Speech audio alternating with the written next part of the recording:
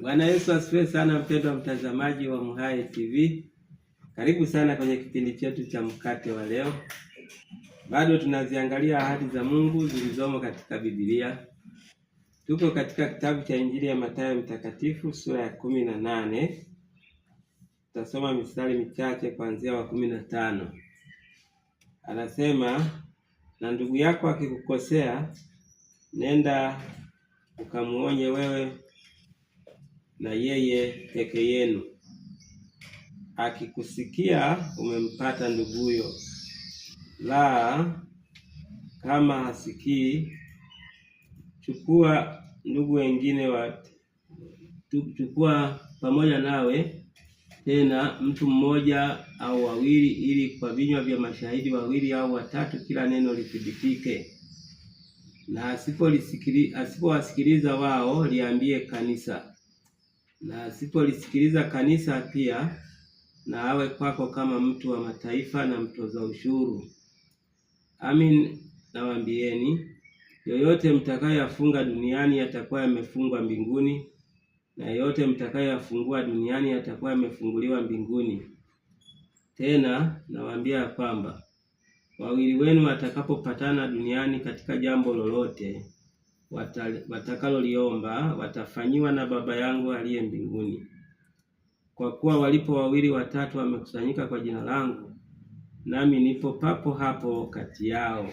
Amen. Mpendwa mtazamaji wangu, hatimaye tumeifikia ahadi nyingine tena hapa aliyoitoa Yesu katika maisha yetu.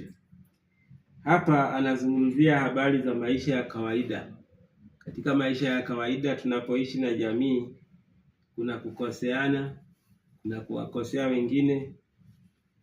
Sasa inapofikia mmekosana au mmekoseana na mtu, Biblia inasema ndugu yako akikukosa, nenda umkamuonye. Wewe na yeye peke yenu wawili, nenda ukamwambie, Bwana, umenikosea, tafadhali sirudie tabia hii. Akikusikia umempata nduguyo, yaani akikusikia tayari huyo aendelee kuwa ndugu yako. Lakini kama hatasikia, yaani hatajali, anasema chukua watu wawili wengine, ili kwa mashahidi wawili au watatu kila neno lithibitike. Chukua mtu mmoja, wawili, nenda mkamuonye. Akiwakusikia, basi wao watakuwa mashahidi. Lakini anasema asipowasikiliza wao, nenda ukaliambie kanisa kwamba huyu mtu ametushinda, amenishinda, nimemuitia watu, amekataa. Sasa nimekuja kanisani, mnisaidie. Biblia inasema na sikataa hata pale kanisani, na asipolisikiliza kanisa pia, Biblia inasema awe kwako kama mtu wa mataifa. Mhesabu kama mtu, kama adui. Mhesabu kama mtu wa mataifa. Mhesabu kabisa huyu ni mtu mbaya. Muone huyu mtu hafai kwako. Maana kama hata kanisa atalidharau, basi mtu huyu atakuwa hafai. Sasa neno muhimu hapa ni hili. Amin, nawaambieni, yoyote mtakayoyafunga duniani yatakuwa yamefungwa mbinguni, na yote mtakayoyafungua duniani yatakuwa yamefunguliwa mbinguni.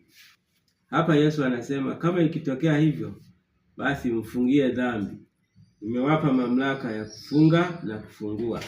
Lolote mtakalolifunga, basi litakuwa limefungwa. Hii inatokana na desturi ya kanisa kwamba mtu akikosa huwa anatengwa. Hii ndio tafsiria hii hapa. Kutengwa. Akitengwa duniani, ametengwa na mbinguni. Akifunguliwa huku duniani, na mbinguni atakuwa amefunguliwa. Maana yake mtu huyu kama atakuwa amekukosea, akakubali kulisikiliza kanisa, basi mtu huyu atakuwa huru, hatafungwa au hatatengwa. Lakini kama atajeuri, basi atatengwa na kanisa.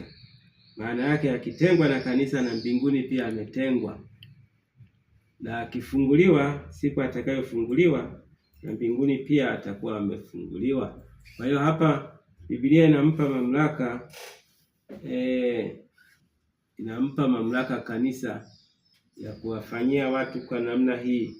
Watu ambao hawataki kutii, basi wawafungie dhambi, wenye kutii wawafungulie dhambi. Hivyo ilivyo katika maisha yako na yangu. Ni vizuri kama nilivyosema, tunaishi na jamii. Ukikosewa, nenda ukaombane msamaha. Wewe ukimkosea mwenzako, nenda umuombe msamaha. Au kama ukwenda akakujia, basi kubali msamaha. Mwambie, nisamehe ndugu yangu, sitarudia. Lakini kama ukijeuri kwa ndugu yako, basi una matatizo. Lakini Biblia inasema mtu atakalolisema duniani, atakalolifanya kwa ajili yako duniani, na mbinguni litafanyika hivyo hivyo. Maana yake akikukataa duniani, na mbinguni umekataliwa. Kwa hiyo ni muhimu sana kuishi katika jamii hii vizuri na watu. Ishi na wenzako vizuri. Maana hujui ule unayemkosea ana uhusiano gani na Mungu. Kama ana uhusiano mwema na Mungu, akimwambia Mungu, imekula kwako. Kwa hiyo ni muhimu sana. Mungu husikia maombi ya watakatifu. Kwa hiyo mtu akiwa jeuri, tutamfunga. Tukimfunga huku, tutamefungwa na mbinguni. Lakini akirudi, tutamfungulia.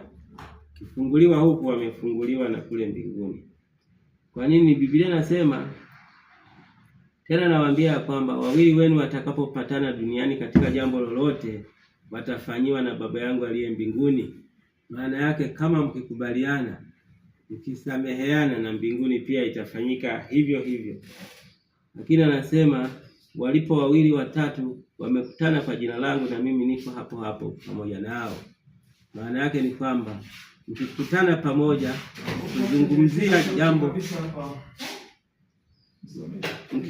pamoja kuzungumzia jambo lolote, basi jambo hilo litakuwa na uthibitisho mbele za Mungu.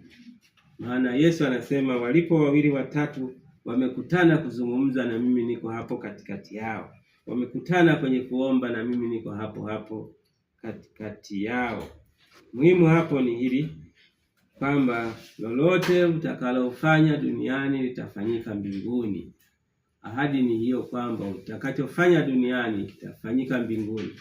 Kama ni chema, kitafanyika kwa wema mbinguni.